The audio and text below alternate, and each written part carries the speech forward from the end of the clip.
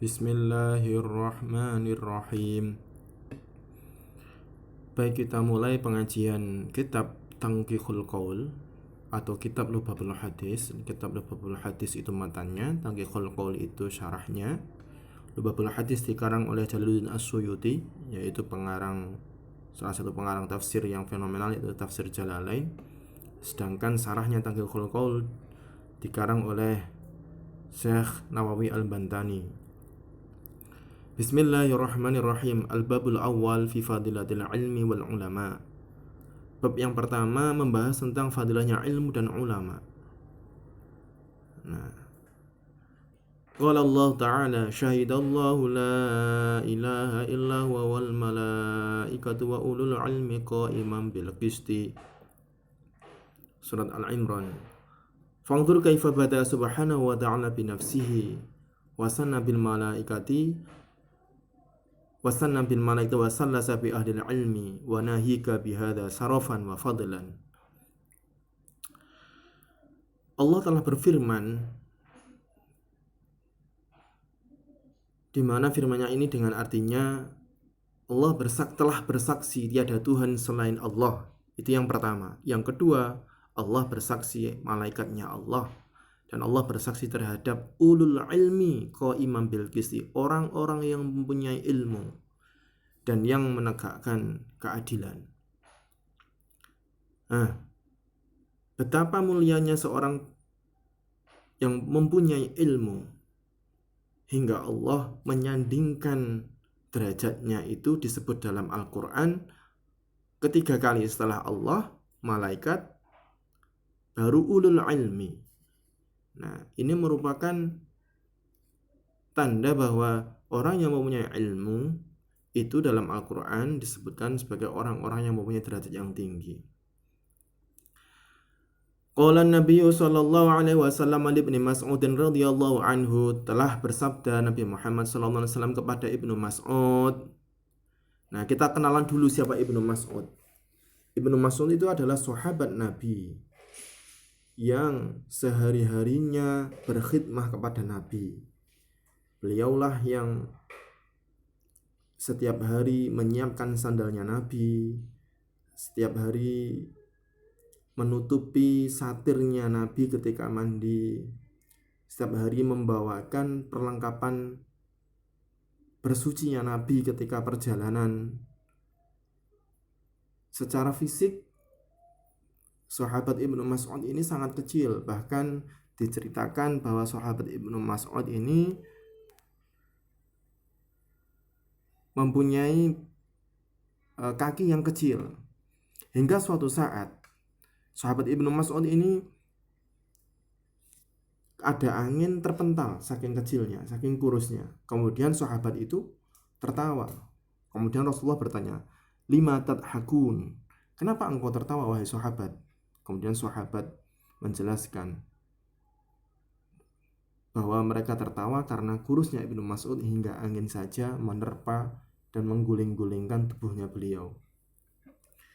Atas jawaban sahabat itu kemudian Rasulullah menjawab, "Walladzi nafsi biyadihi." Demi zat di mana diriku dalam kekuasaannya, maksudnya Allah. Lahuma ini adalah kedua kakinya sahabat Ibnu Mas'ud, fil mizani asqalu min Uhudin. Nanti di akhirat, waktu di mizan, di timbangan, itu lebih berat timbangannya daripada gunung Uhud. Sampai semacam itu. Kenapa kok Rasulullah memberi predikat Ibnu Mas'ud, kakinya yang ditertawakan itu di mizan nanti lebih berat daripada timbangnya gunung Uhud, saking banyaknya pahalanya. Wa kana huwa kathirun al-waluj alaihi sallallahu alaihi wasallam.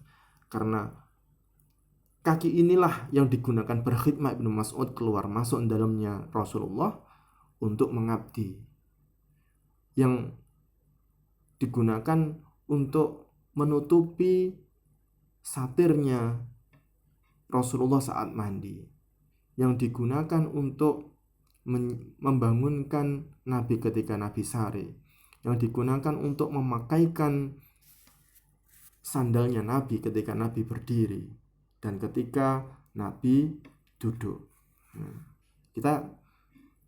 Hadis ini sangat cocok. Hadis yang akan membahas tentang ilmu disampaikan orang yang berkhidmah untuk ilmu. Jadi Ibnu Mas'ud itu memberikan contoh bahwa ilmu tidak hanya sekedar knowledge, tidak hanya sekedar wawasan, bahwa di dalamnya ada khidmah. Dan pas hadis ini disampaikan oleh Ibnu Mas'ud yang telah mempraktekannya. Apa hadisnya? Ya Ibnu Mas'ud, julusuka sa'atan fi majlisil ilmi la tamassu qalaman wa la taktubu harfan khairun laka min idki alfi raqabatin. Wahai Ibnu Mas'ud, dudukmu satu saat itu bisa dimaknai 1 jam di dalam majelis ilmu itu jauh lebih bagus daripada memerdekakan 1000 budak. Bayangkan kalau 1 budak itu harganya beberapa ekor unta, kita yang duduk satu majelis ilmu bisa mendapatkan beberapa ekor kali 1000. Bayangkan betapa dahsyatnya pahala kita duduk dalam satu majelis ilmu dengan guru, dengan orang alim. Tidak cukup di situ.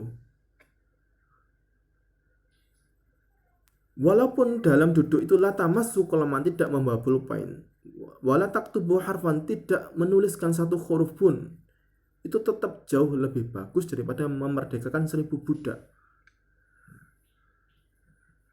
Kemudian wala turuka ila wajhil alim, pandanganmu terhadap wajahnya orang alim, ini disarai di dalam Tahul Qalb, ay binadril mahabbah, yaitu dengan pandangan cinta terhadap orang alim tersebut. Khairun laka min alfi farasin tasaddaqta biha fi sabilillah, itu lebih baik daripada 1000 kuda yang engkau sedekahkan untuk berperang di jalan Allah. Wa salamuka 'alal alim, dan bersalammu kepada orang alim, khairun laka min ibadati alfi sanatin, itu jauh lebih baik daripada ibadah 1000 tahun. Subhanallah. Dengan kita hanya bersalam assalamualaikum kepada orang yang alim dan dibalas waalaikumsalam, itu jauh lebih bagus daripada 1000 tahun. Wahai saudara-saudara sekalian, betapa agungnya orang yang berilmu. Dalam panjariannya aja Rasulullah telah memberi predikat dan pahala yang Allah telah menjelaskan bagaimana pahalanya yang agung. Allah alam bisawab. Assalamualaikum warahmatullahi wabarakatuh.